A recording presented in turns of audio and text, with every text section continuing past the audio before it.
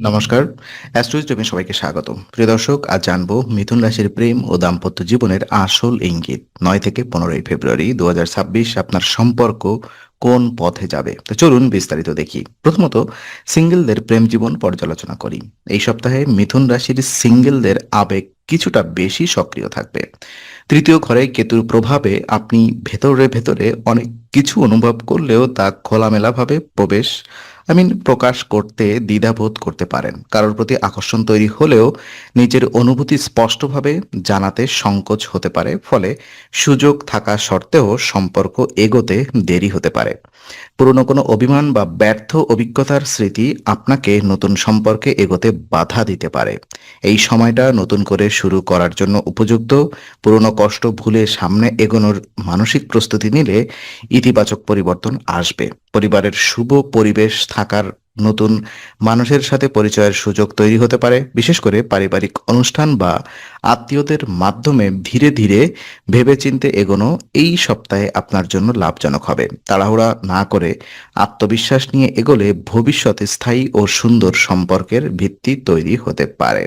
আর ওদিকে প্রেম জীবন নিয়ে যদি কথা বলি, যারা ইতিমধ্যেই প্রেমের সম্পর্কে আছেন তাদের জন্য এই সপ্তাহে প্রধান চ্যালেঞ্জ হবে অনুভূতি প্রকাশের সংকোচ এবং পুরনো ভুল বোঝাবুঝির প্রভাব। কেতুর প্রভাবে মনের কথা বলতে দ্বিধা তৈরি হতে পারে। ফলে সঙ্গী ভাবতে পারেন আপনি দূরে সরে যাচ্ছেন।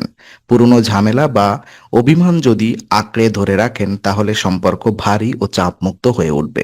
এই সময়টা সম্পর্ককে হালকা করার, অতীতের ভুলগুলো ক্ষমা করে সামনে এগোনোর সুযোগ হিসেবে নিন। পরিবারে কোনো আনন্দের ঘটনা বা শুভ পরিবেশ সম্পর্কের মধ্যেও ইতিবাচক প্রভাব ফেলবে।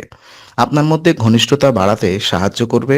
একসাথে গৃহস্থালীয় কাজ সময় দিলে পারস্পরিক বোঝাপড়া ও সহযোগিতা বাড়বে। ধৈর্য ধরে সঙ্গীর কথা শুনলে এবং নিজের অনুভূতি শান্তভাবে প্রকাশ করলে এই সপ্তাহে সম্পর্ক আরও শক্ত ও পরিণত হয়ে উঠতে পারে।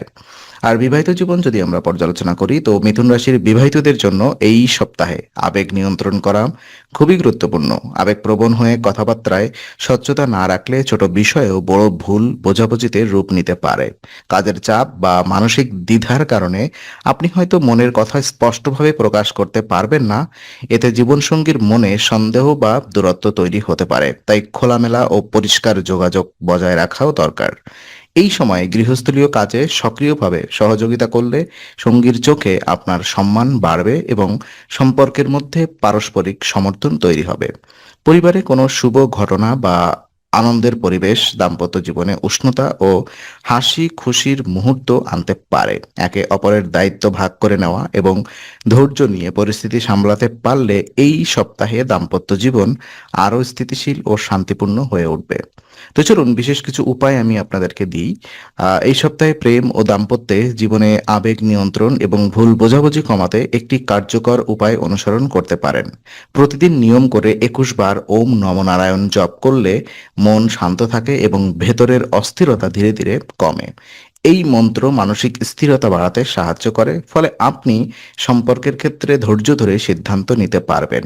নিয়মিত জবের পাশাপাশি কিছুক্ষণ নীরবে বসে নিজের ভাবনা গুছিয়ে নেওয়া বা হালকা ধ্যান করলে আবেগ নিয়ন্ত্রণ সহজ হবে। মন শান্ত থাকলে সঙ্গীর কথা মন দিয়ে শোনা ও নিজের অনুভূতি সুন্দরভাবে প্রকাশ করা সম্ভব হবে।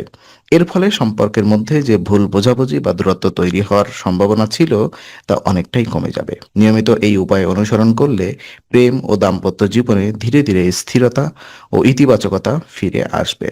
তো আজকের আলোচনা আমরা এখানেই শেষ করছি। ভালো লেগে থাকলে লাইক, কমেন্ট ও শেয়ার করুন।